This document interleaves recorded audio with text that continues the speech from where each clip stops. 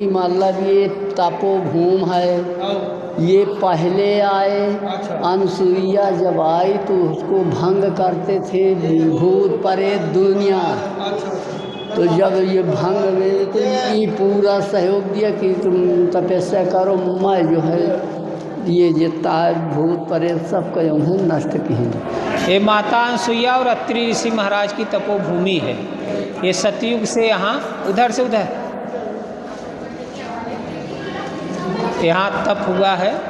और जब सृष्टि को आगे बढ़ाना हुआ तो ब्रह्मा जी ने अपने जो उनके मानस पुत्र थे सनक, सनंदन, सनातन, सनत कुमार, इन चारों को बुलाया कि आप गृहस्थ आश्रम का पालन करें। तो लोग बोले नहीं, हम भगवान का भजन करेंगे। फिर अत्रि ऋषि महाराज को बुलाए जो उनके भी मानस पुत्र थे, तो उन्होंने भी मना कर दिया। फिर सोच में पड़ गए कि एक तरफ पिता की आज्ञा, दूसरी तरफ स्वयं का आत्म कल्याण। हाँ, तो फिर सोचे कि चलो विवाह कर लेते हैं, लेकिन करेंगे तो अपना साधन भजन है। तो विवाह के पश्चात वो चले आए अपनी इसी महेंद्रगिरी पर्वत पे भजन के लिए। तो साथ में माता जी भी थी, माता अनसुईया भी।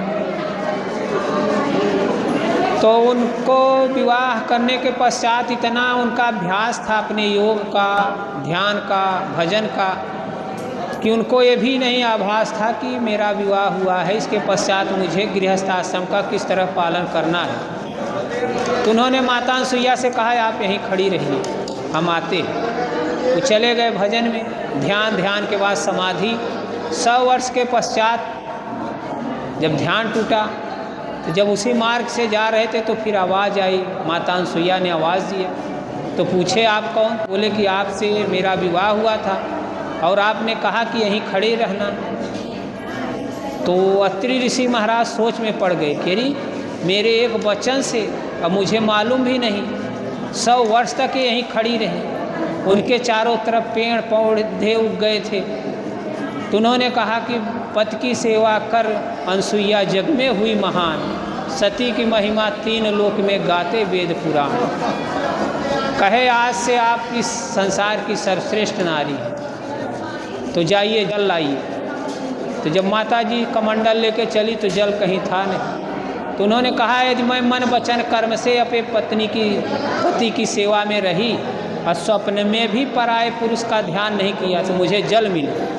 तो ये माँ मंदाकिनी देख रहे हैं, माता अनसुईया ने अपने तपोबल से नदी पुराण पुनीत बखानी अत्र प्रिया निज तपोबल आनी, अपने तपोबल से अपने पति की प्यास बुझाने के लिए लाए। तब से 3 लोक में उनकी महिमा हो गई। फिर 3 देव उनकी परीक्षा लेने आते हैं कि हम प्रकृति के पुजारी हैं, तो जिस तरह से प्रकृति कोई भेद नहीं रखती उस तरह से आप मुझे भोजन कराएं, अर्थात निर्वस्त्र।